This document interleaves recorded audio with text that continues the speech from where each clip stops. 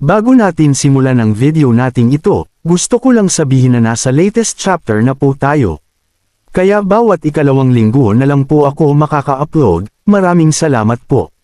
Balik sa kwento. Sa loob ng isang bahay inuman, si Victor ay nakaupo at mukhang malalim ang iniisip. Tila, ang mga kanlurang teritoryo ay hindi na magbebenta ng mga hilaw na batong hiyas sa mga tagalabas.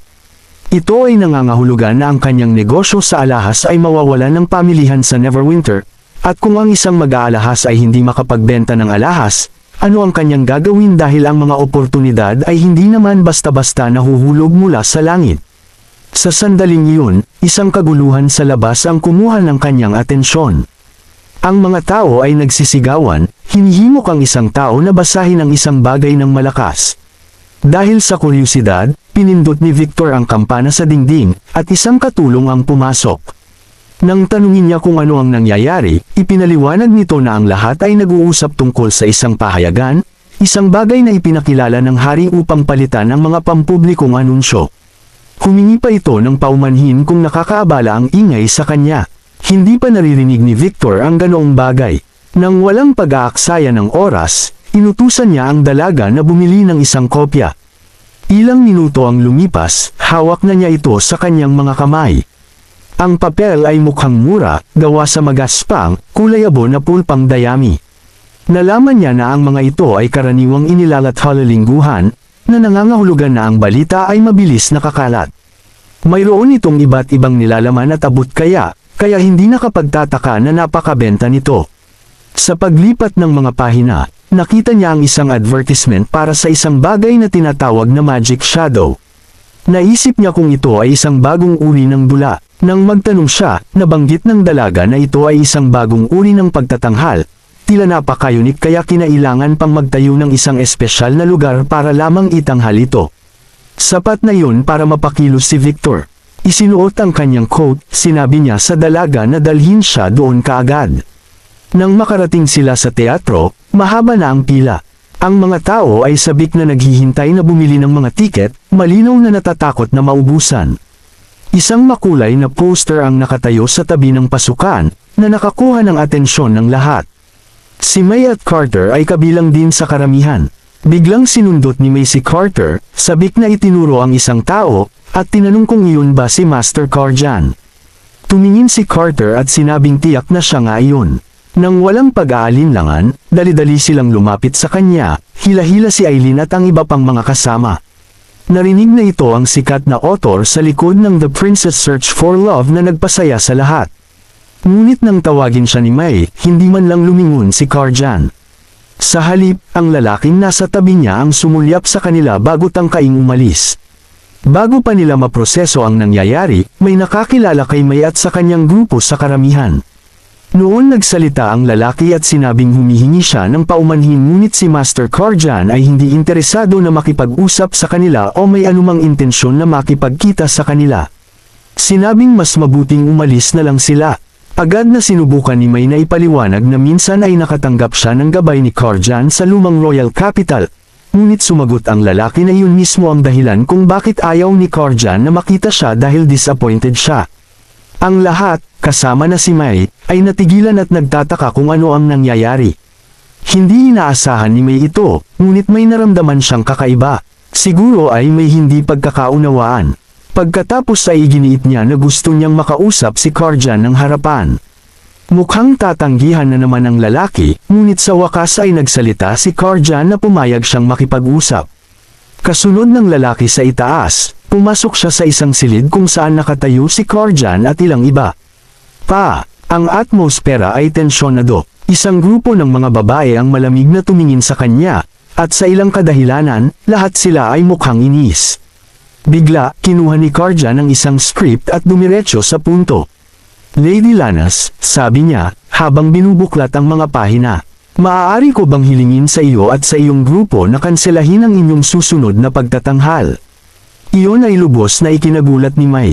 Tapos na ang Magic Shadow, hindi na nga ito nangangailangan ng mga live actors sa entablado. Bakit niya ito hinihiling? Ang isa sa mga babae ay ngumisi na parang nahulaan na ang sagot ni May.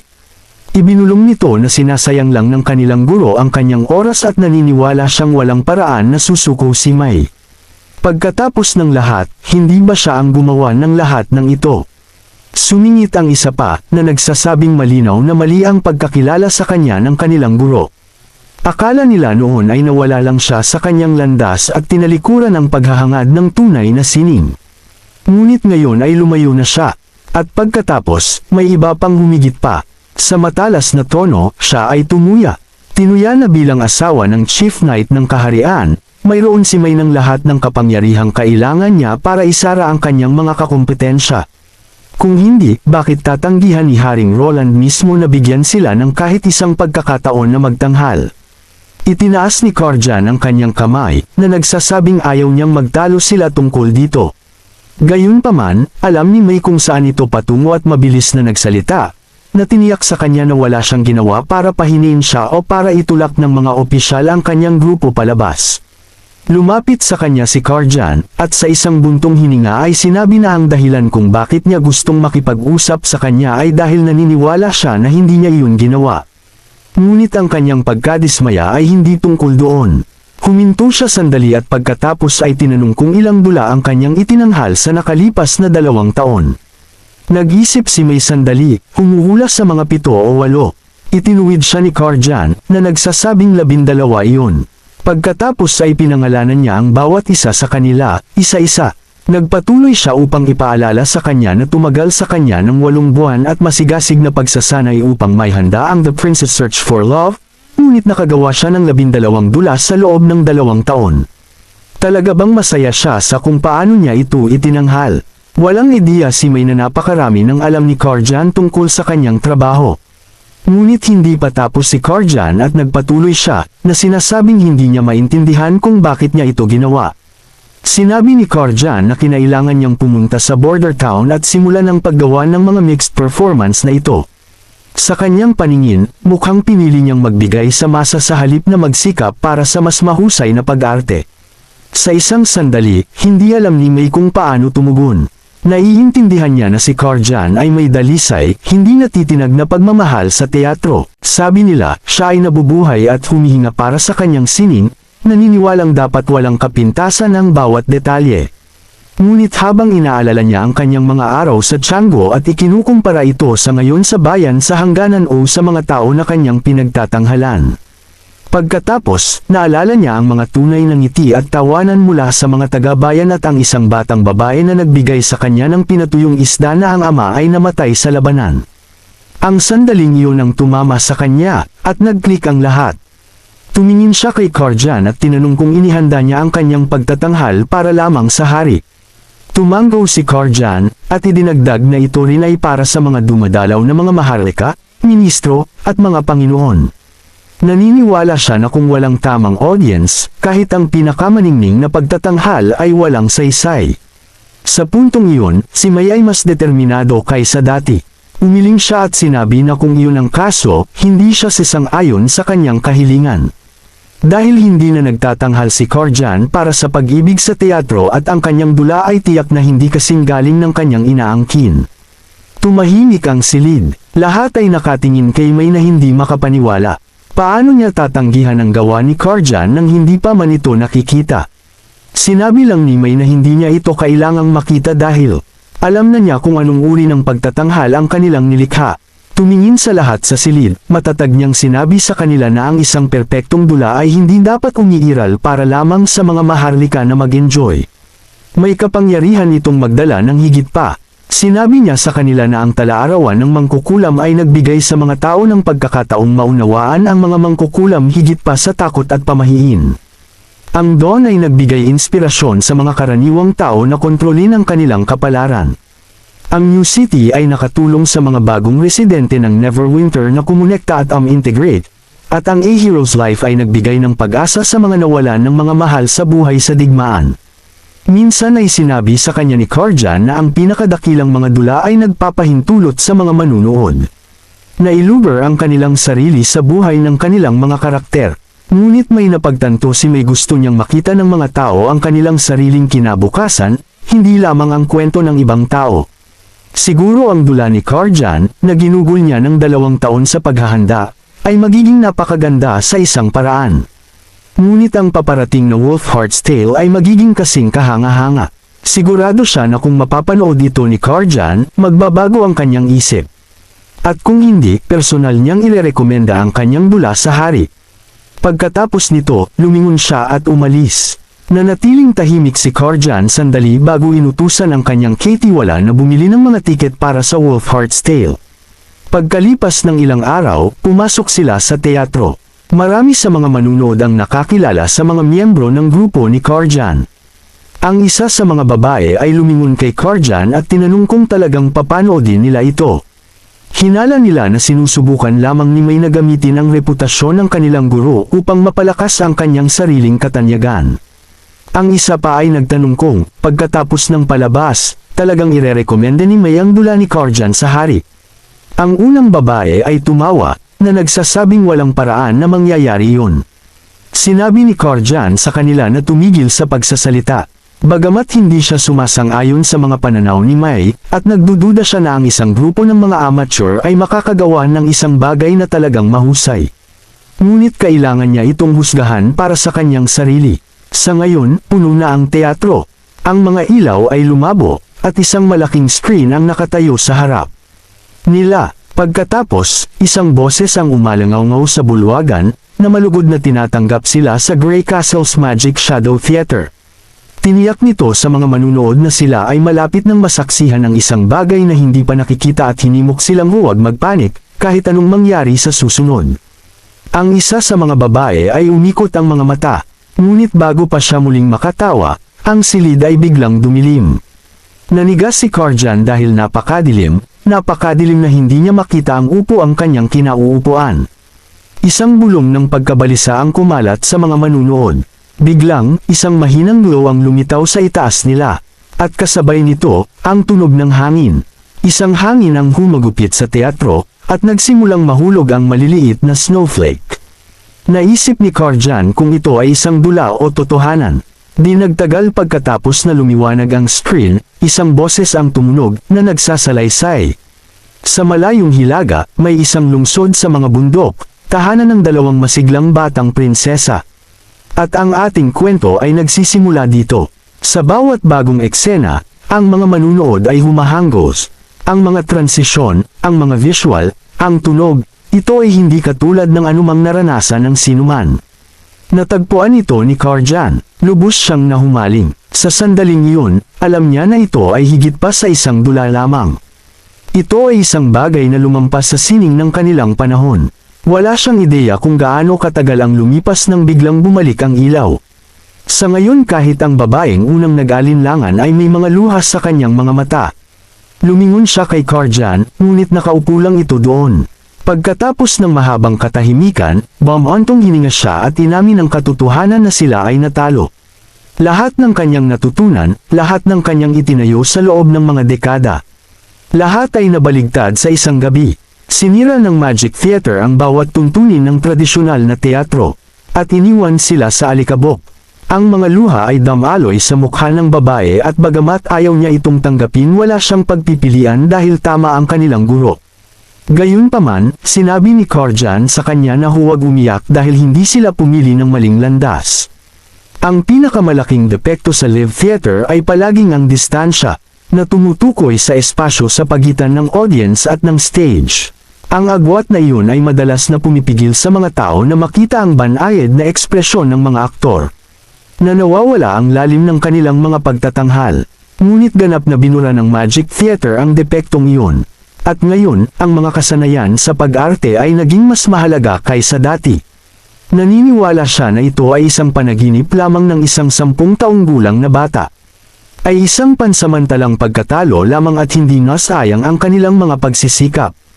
Kung mauunawaan nila ang tunay na kalikasan kung paano ito gumagana, maaari pa rin silang makipagkompetensya. Pagkatapos, biglang tumayo si Karjan. Lumingon siya sa kanyang kasama at sinabi sa kanila na tumigil sa pag-iyak. Sa halip, dapat silang tumayo ng duwid at pumalakpak para sa kahangahangang pagtatanghal na ito. Isa-isa, sumunod ang kanyang mga estudyante, pumalakpak. Di nagtagal, ang buong teatro ay pumutok sa masigabong palakpakan. Pagbalik sa kastilyo, ang usap-usapan tungkol sa Magic Theater ay eksaktong inaasahan ni Roland. Ang palabas ay nagdulot ng malaking kaguluhan, bagamat may ilang insidente ang sumulpot. Ang ilang mga manunood ay natakot ng husto kaya nagsitakbuhan sa kalagitnaan ng palabas at ang ilan ay nahimiti pa.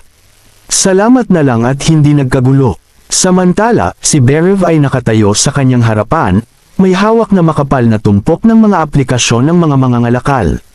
Bahagyang sumulyap si Roland, casual na binanggit na hindi pa sila naghahanap ng mga sponsor sa ngayon. Ngunit umiling si Berev na nagsasabing sila ay naghahanap ng popcorn at pati na rin ang packaging ng gatas. Nagulat si Roland sa pag-iisip na ang mga mangangalakal na iyon ay talagang may matalas na mga mata.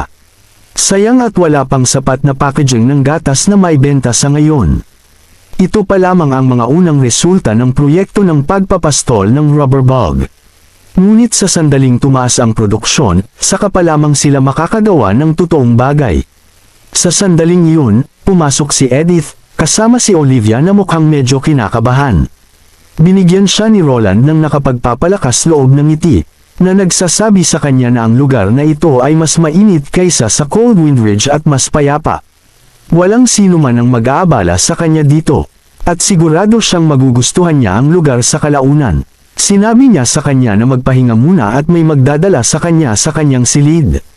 Bahagyang tumango si Olivia bago sumunod kay Edith palabas. Bumalik si Roland sa trabaho, ngunit bago pa siya makagawa ng anumang bagay, muling nag-interrupt si Berev. Ngayong naayos na ang usapin ng sunod-sunod, oras na para asikasuhin ang iba pang bagay. Tinanong ni Roland kung ano ang kanyang pinagsasabi kung saan ipinaalala sa kanya ni Berev ang kanyang koronasyon. Lumipas ang isang linggo, ang patio ng kastilyo ay puno na. Ang mga maharlika, ministro, at mga marangal na bisita ay nagtipon sa ibaba, naghihintay na lumitaw si Roland. Sa loob, si Roland ay nakatayo sa harap ng isang salamin, nakasuot ng buong ceremonial na kasuotan. Inayos niya ang kanyang mga cuffs bago lumingon kay Anna, na nakatayo malapit sa isang dumadaloy na puting gown. Gayunpaman, mukhang kinakabahan siya. Sumulyap sa bintana sa pulang carpet at sa napakalaking karamihan. Nag-aalangan siyang sabihin na ang mga mangkukulam ay hindi pa kailanman naging bahagi ng isang koronasyon. At tinanong si Roland kung talagang okay lang na dalhin siya doon kasama niya. Hinawakan ni Roland ang kanyang kamay, nakangiti, na nagsasabing kung iyon ang kaso. Kung gayon siya ang unang lalabag sa panuntunan. Sa isang mapaglarong tingin, itinanong niya, gusto mo bang ako na lang ang magkorona sa sarili ko? Natigilan si Anna sa isang segundo bago mabilis na umiling. Hawak pa rin ang kanyang kamay, humakbang si Roland pabalik. Pagkatapos, bago pa siya makariyak, lumuhad siya. Miss Anna, sabi niya na may ngiti, gusto mo bang ako ay bigyan ng karangalan na maging aking asawa? Siyempre, masayang sumang-ayon si Anna. Ilang sandali lamang, sabay silang bumaba sa grand staircase. At agad na tumahimik ang silid. Sa isang panig ay nakatayo ang mga mangkukulam. Sa kabilang banda, ang mga maharlika at ministro. Pamilyar na mga mukha ang pumuno sa bulwagan at bumauhaw ang mga alaala. At tumagal sa kanila ng 3 taon upang marating ang sandaling ito. Sa gitna ng bulwagan, 2 gintong korona ang nakapatong sa isang bilog na mesa.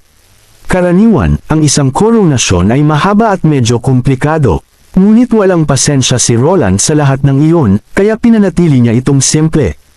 Kinuha ni Anna ang napakalaking korona ng hari at dahan-daang inilagay ito sa ulo ni Roland. Pagkatapos, inangat ng ating lalaki ang pangalawang korona at maingat na inilagay kay Anna. Nang lumingon sila sa karamihan, ang buong silid ay lumuhod. Isang malakas na boses ang umalangaw sa bulwagan na lahat sila ay sumisigaw ng mabuhay ang hari. Magkahawak kamay, humakbang sina Roland at Anna, na lumakad sa harap ng nakaluhod na karamihan patungo sa hagdan na patungo sa mga tao ng Neverwinter na nagtipon, na pumuno sa City Square. Habang sina Roland at Anna ay lumalabas, ang karamihan ay pumutok na lahat ay sumisigaw sa tuktok ng kanilang mga baga na mabuhay si Haring Roland. Ang mga hiyawan ay nakabibingi, tumataas sa langit. Itinaas ni na Roland at Anna ang kanilang mga kamay, binabati ang kanilang mga tao habang ang balita ay mabilis na kumalat sa buong kaharian. Ang buong lungsod ng Neverwinter ay sumabog sa pagdiriwang ng opisyal na umupo si Roland sa trono. Ang mga lansangan ay napuno ng libreng pagkain, at ang masayang enerhiya ay imposibleng palampasin. Sa itaas ng kastilyo, ang ating lalaki at si Ana ay nakatayo ng magkasama. Sa isang banayad na haplos, inalis ni Roland ang ceremonial na korona sa kanyang ulo. Ang kanyang mga daliri ay dumadampi sa kanyang buhok habang nagtatagpo ang kanilang mga mata. Gusto ni Ana na marinig siyang sabihin ang kanyang pangalan. Tumugon si Roland na tinawag siyang Ana, ngunit umiling siya na malinaw na umaasa ng higit pa. Naiiling, inulit niya, sa pagkakataong ito gamit ang kanyang buong pangalan, Anna Wimbledon. Hindi pa rin siya nasiyahan. Sa isang mapaglarong pout, iginiit niya na sabihin niya itong muli, pagkatapos ay muli, kahit na gusto niyang sabihin niya ito ng 10 beses sa isang hilera. Bumantong hininga si Roland na nagsasabing tatawagan niya ang kanyang pangalan ng maraming beses hanggat gusto niya. Sa gayon, hinailan niya ito sa kanyang braso. Tinataka ng sandali ng isang halik. Pagkatapos ng ilang sandali, sinabi ni Ana na gusto niyang pangasiwaan ang Ministry of Industry. Hindi tutol si Roland, ngunit curious siya sa biglaang desisyon. Sinabi niya sa kanya na hindi niya gustong tumayong lamang sa kanyang anino, na nawala sa kanyang sariling mundo ng mga imbensyon. Gusto niyang patunayan na kaya niyang tumayo sa kanyang sarili. Ngumiti si Roland, pagkatapos ay binuhat siya sa kanyang mga bisig. Gaya ng iyong nais, mahal ko, sabi niya, pagkatapos ay dinala siya sa kama. Pagkatapos ay biglang itinanong ni Ana kung hindi ba siya palaging curious tungkol sa kung ano ang napag-usapan nila ni Nightingale noong gabing iyon. Naintriga si Roland ngunit hindi niya ito pinilit. Ngumiti lang si Ana at sinabing siya at si Nightingale ay gumawa ng isang pangako. At ngayon, ang pangakong iyon ay natupad na. Habang ang mga ilaw sa silid ay dumidilim, well, alam kong hindi kayo interesado sa kung ano ang mangyayari kaya, hayaan na lang nating ay fast forward. Makalipas ang ilang araw sa lungsod ng Dawn, isang batang lalaki ang gumagala sa mga lansangan na nagbebenta ng mga pahayagan. At ang pinakabagong imbensyon ng hari ng Grey Castle ay nakakuha ng atensyon ng mga usisero. Samantala, sa loob ng kastilyo, si Queen na ngayon ay hari ay nakasandal sa kanyang upuan habang nagbabasa ng dyaryo. Namangha siya kung gaano kabilis nagbago ang mga bagay-bagay. 3 taon pa lamang ang nakalipas, si Roland ay isa lamang Panginoon na namumuno sa isang liblib na bayan sa hangganan. Ngayon, siya ay isang hari na may hindi maikakailang impluwensya. Ngunit ang mga taong tulad niya ay umakyat lamang sa kapangyarihan sa panahon ng kaguluhan at marahil ang mundo ay nasa bingit ng isang malaking pagbabago. Isang ministro ang pumasok na nagabot sa kanya ng isang liham mula kay Hill. Isang pangkat ng pagmimina ng Grey Castle ang tumawid sa teritoryo ng Dawn na humihingi ng kanilang tulong. Agad na iniutos ni Queen na ipadala ang mensahe kay Count Rossi at inutusan ang orden ng mga kabalyero na salubungin ang pangkat. Nagutos din siya sa bawat Panginoon sa daan na bigyan sila ng anumang tulong na kailangan nila. Samantala, sa isang bukas na tavern, nagtipon ang mga lokal, nakikinig sa mga wild tales ng may-ari. Ipinanumpa niya na nakakita siya ng mga lumilipad na demonyo at mga normal na demonyo na halos mukhang tao. Ang kanilang mga sibat ay maaaring tumagos sa baluti na parang wala lang. Karamihan sa mga tao ay tumawa na ibinasura ang kanyang mga kwento na nagsasabing marahil ay hindi niya alam. Ang pagkakaiba sa pagitan ng isang demonyong hayop at isang tunay na demonyo. At kung ang mga nilalang na ito ay kasing nakakatakot gaya ng kanyang sinasabi, paano nagawang pigilan sila ng Grey Castle? Malapit sa kanila, 2 nakabalot na figure na dumadaan ang nakakuha ng mga snippet ng usapan. Ang may-ari ng tavern, sabik na kumbansihin ang kanyang mga tagapakinig, ay nagsimulang maglarawan kung paano ang mga pader ng lungsod ay samindi sa apoy at kidlat na sumasabog sa mga demonyo. Ang karamihan, na sa una ay nag-aalinlangan, ay nagsimulang maniwala sa kanya. May nagkomento pa na kung ito ay totoo, kung gayon ang prinsipe ay kasing lakas ng isang Diyos. Ang isa pa ay sumingit, na nagsasabing makatuwiran naman pala, kahit na nagawa pang ang pabagsakin ng prinsipe ang simbahan. Sa sandaling iyon, ang isa sa mga nakabalot na babae, si Farina, ay ikinuyom ang kanyang mga kamao. Simula nang mamatay ang acting pope, siya na ang namumuno sa natitirang hukbo ng simbahan, na sinusubukang itayong muli ang simbahan mula sa anino. Ngunit nang makarating sila rito, ipinagkanulo sila ng obispo nang marinig niyang bumagsak ang Hermes. Inagaw niya ang kapangyarihan para sa kanyang sarili, idineklara ang kanyang sarili na isang noble, at maging ang mga mensahero nila ay ipinapatay. Ngayon, napipilitan silang magtago, ngunit hindi siya susuko. Naniniwala sila na balang araw ay mababaligtad nila ang sitwasyon. Sa isang tahimik na buntong hininga, siya at ang kanyang kasama ay nagpatuloy. Sa likod nila, nagsimulang magsalita ang may-ari ng tavern tungkol sa malalaking barkong pandigma na bakal, matataas na gusali, at ang pinakabagong dyaryo na nagbabalita na ang prinsipe ng Grey Castle ay opisyal na naging hari. Itinaas ng mga tao sa tavern ang kanilang mga mug sa pagdiriwang ng bagong hari ng Grey Castle. Tanging si Ferine lamang, ang kanyang mukha ay puno ng pagkabigo, ang bamulong sa ilalim ng kanyang hininga. Hari ng Grey Castle, ano naman, ang labanan ng banal na kalooban ay darating, at ang mundong ito ay magiging mga guho lamang. Sa kalaunan, magkikita tayong muli, sa pagkakataong ito, sa kailaliman ng tunay na impyerno. Mahigpit na nanalangin si Ferina. Tahimik na naghihintay sa araw na babagsak si Roland sa impyerno. Diyos ko, alam ba niya ang kanyang sinasabi? Sigurado ako, na pagdating ng panahon, magmamakaawa sila kay Roland na iligtas sila. Ngunit iyon ay isang pag-iisip para sa ibang oras. Balik sa Grey Castle, sa Grand Meeting Hall, tiningnan ni Roland ang mga natipong opisyal at nag-alok ng kanyang pagbati. Ang lahat sa silid ay personal na inanyayahan, na nangangahulugan na sila ngayon ay bahagi ng naghaharing elit ng kaharian. Sa susunod na ilang dekada, pamamahalaan nila ang Grey Castle kasama niya. Si Berev ang unang tumayo, na nagpapahayag na ang paglilingkod kay Roland ay isang karangalan. Tumanggo si Roland na may ngiti ngunit nilinaw na mayroon siyang mahalagang sasabihin bago sila magpatuloy. Ang dahilan kung bakit niya inalis ang katayuan ng mga noble ay upang matiyak na ang mga may kakayahang individual ang mamuno, hindi upang palitan ang isang aristokrasya ng isa pa.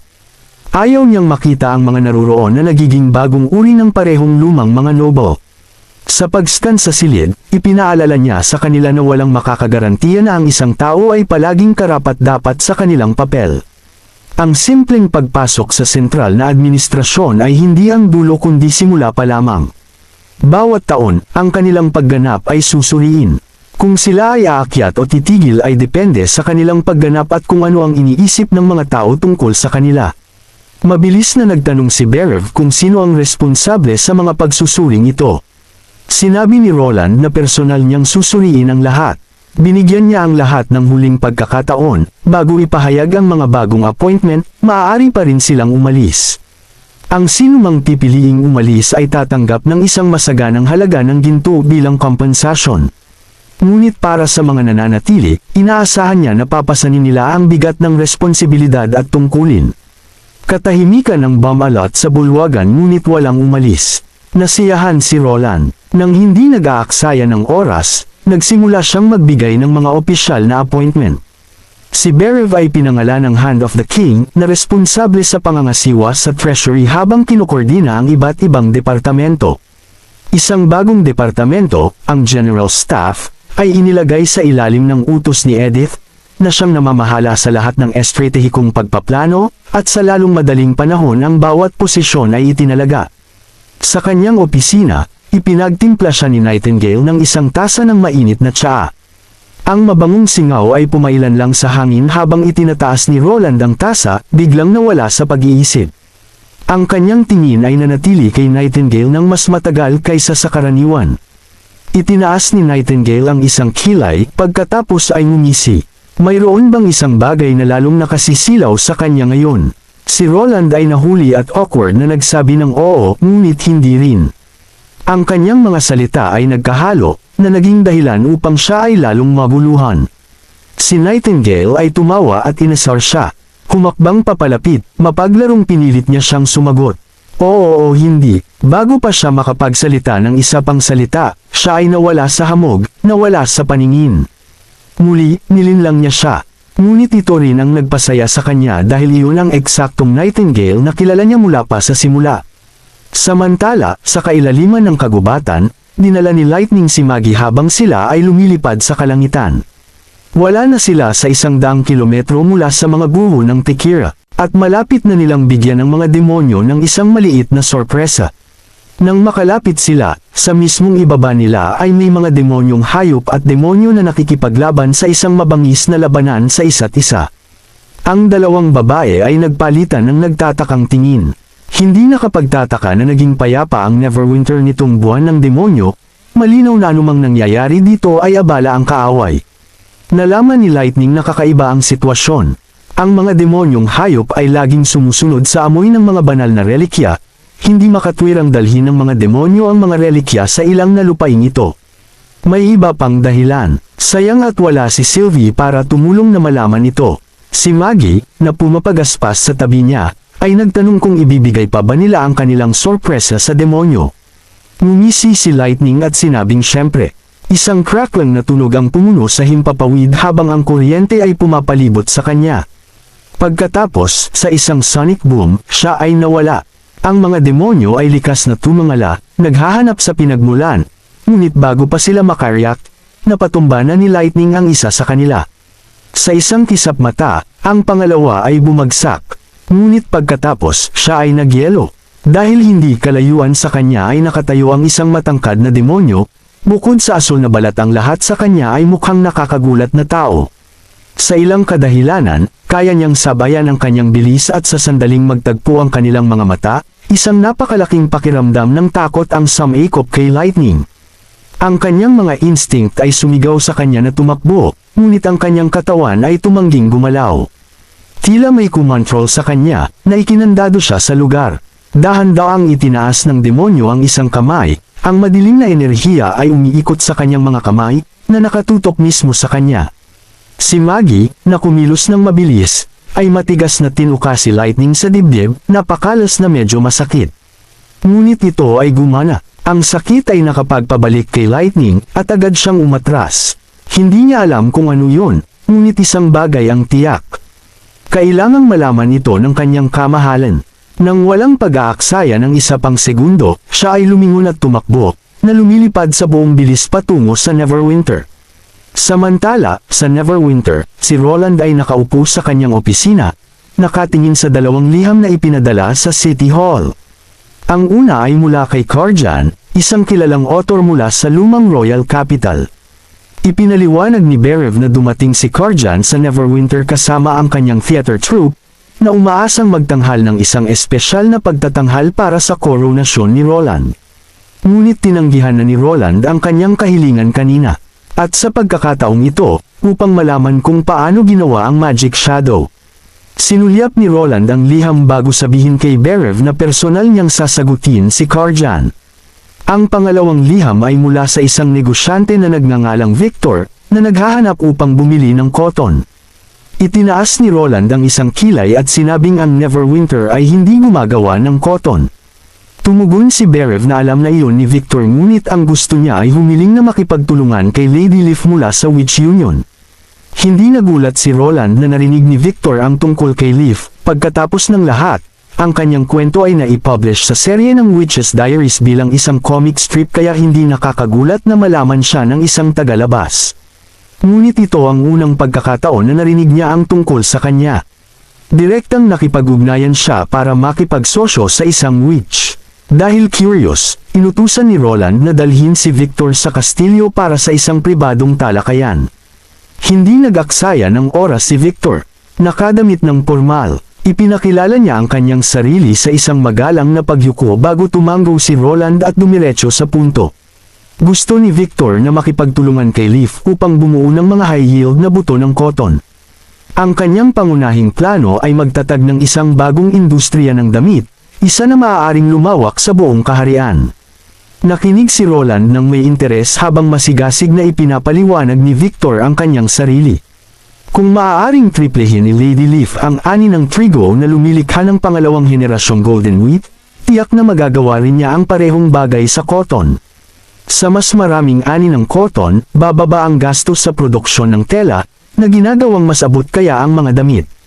At hindi lang iyon, nagpatuloy si Victor sa pagpapaliwanag na ang kanyang plano ay makakatipid kay Roland ng malaking halaga sa paunang pamumuhunan, at ang kanyang pabrika ay lilikha ng mga trabaho para sa higit sa 2,000 manggagawa at hindi nangangailangan ng anumang pagsisikap mula sa administrasyon ng kaharian dahil siya ang hahawak sa lahat. Medyo nagulat si Roland dahil pinagsama-sama ni Victor ang lahat ng bagong bokabularyong ito sa pamamagitan lamang ng pagbabasa ng mga pahayagan at mga pampublikong anunsyo. Nagulat din siya nang malaman na ang kanyang pamilya ay may network ng mga bihasang mananahi. Interesado si Roland, hiniling niya kay Victor na magpaliwanag pa. Masigasig na inilatag ni Victor ang kanyang buong modelo ng negosyo, kung paano hahawakan ng mga mahusay na spinning tool ang pagtaas ng cotton, kung paano ang kanyang pamilya ay mayroon ng network ng mga bihasang mananahi, at kung paano meron silang karanasan upang maisigawa ito. Nanatiling tahimik si Roland, nag-iisip. Napagkamalan ni Victor ang katahimikan bilang pag-aalinlangan at mabilis na nag-alok na ipaliwanag itong muli kung sakaling may hindi malinaw. Iwinagayway ni Roland ang isang kamay na nagpapahiwatig na hindi iyon kailangan. Sa halip, siya ay samandal, isang ngisi ang nabuo sa sulok ng kanyang mga labi. Ito ay talagang isang napaka-interesanteng proyekto. Pagkatapos, sa pagpunta sa puso ng usapin, itinanong niya, gaano katagal bago makuha ang mga kinakailangang pondo? Halos hindi maitago ni Victor ang kanyang excitement. Yumuko siya ng malalim bago sabihin ng may buong paggalang kung si Roland ay isang negosyante, siya ay tatayo sa tuktok ng anumang merchant guild. Alinmang paraan, hindi pa man nagsisimula si Roland sa paggamit ng mga estratehiya sa pamumuhunan, ang mga oportunidad ay dumarating na sa kanyang pintuan. Ito ay maaaring ang perpektong pagkakataon upang itulak ang isang maunlad na ekonomiya. Ang kanilang talakayan ay umabot hanggang sa paglubog ng araw, personal na inihatid ni Roland si Victor sa mga tarangkahan at nakipagkamay. Bago maghiwalay, nilinong niya ang isang bagay, kung ang ibang mga negosyante ay gustong sumunod sa modelo ni Victor, ibebenta sa kanila ng City Hall ang parehong mga buto sa parehong presyo. Ang isang competitive na merkado ay nangangahulugan ng mas mababang presyo, at inaasahan niyang mas mauunawaan iyon ni Victor kaysa sa sinuman. Sa halip na magmukhang nag-aalala, lalo pang lumakas ang tiwala ni Victor. Nilinaw niya na hindi kailanman natakot ang mga negosyante ng doon sa kompetisyon. Nagustuhan ni Roland ang naging sagot, iniisip na talagang kawili-wili ang lalaking ito. Habang naguunat ng kanyang mga balikat at bumabalik sa loob, hindi niya maalis sa isip niya na, sa mga taong tulad ni Victor, ang simula pa lang ng pag-usbong ng pribadong negosyo. Sa sandaling iyon, lumitaw si Nightingale, mukhang kinakabahan.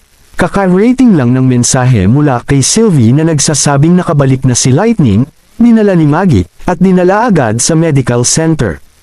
Walang pag-aalinlangan, dali-daling pumunta si Roland. Sa loob, nakahiga si Lightning sa kama, wala sa magandang kalagayan. Sinubukan na siyang pagalingin ni Nana, ngunit hindi gumagaling ang sugat. Nakatayo si Maggie sa tabi ng kama, mukhang distraught, habang maingat na itinataas ni Nightingale ang damit ni Lightning. Ang sugat ay halos isang maliit na marka lamang sa kanyang dibdib, isang bagay na dapat sana ay madaling gumaling. Ngunit kahit gaano karaming mahika ang ginamit ni Nana, hindi pa rin gumagaling ang sugat. Parang nawala ng bisa ang kanyang kapangyarihan. Isang pahayag mula kay Nana ang nagpatigil kay Roland sa kinatatayuan niya. Matapos aliwin si Nana, ibinaling niya ang kanyang atensyon kay Maggie, nagtataka kung inatake sila ng mga high-rankang demon. Gayunpaman, tumingin sa kanya si Maggie. Mukhang sinisisi niya ang kanyang sarili at inihayag na siya ang tumuka kay Lightning. Sa ilang pagpapalakas ng loob, nag-aalangang ikinwento ni Maggie ang buong pangyayari. Nagsimula siya sa kakaibang labanan sa pagitan ng mga demonic beast at mga demonyo. Pagkatapos ay ginamit ni Lightning ang kanyang kakayahan upang alisin ang ilang mga demonyo.